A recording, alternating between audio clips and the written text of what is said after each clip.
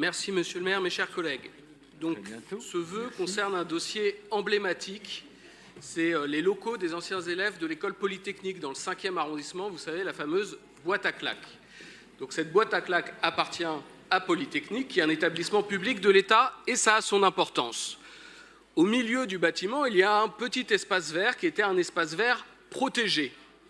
L'État, à travers son établissement Polytechnique, a bénéficié d'une procédure dérogatoire de modification du PLU, accélérée et simplifiée, qui lui a permis de déclasser ce petit espace vert pour pouvoir le détruire. Bon, c'est un premier problème, mais ça n'est pas de la responsabilité de la ville, puisque c'est un établissement public qui bénéficie de sa propre procédure.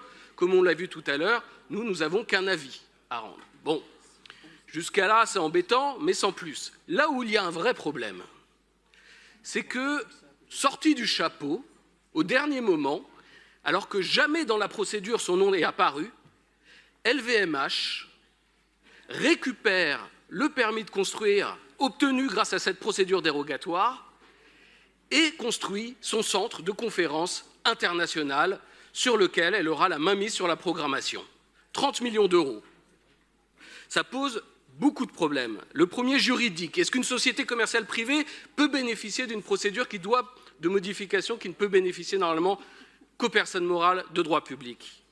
Deuxième problème, le comportement de LVMH vis-à-vis de la ville. Jamais nous avons été mis au courant, ni le Conseil, ni l'exécutif. C'est une honte. Troisième problème, destruction d'un espace vert protégé. Quatrième problème, l'implantation d'une grande entreprise commerciale au sein même d'un établissement qui doit former les futurs cadres de l'État. C'est une opération d'influence, liée d'ailleurs avec l'opération de Saclay. Nous demandons l'interruption des travaux et un audit juridique pour y voir plus clair. Je vous remercie.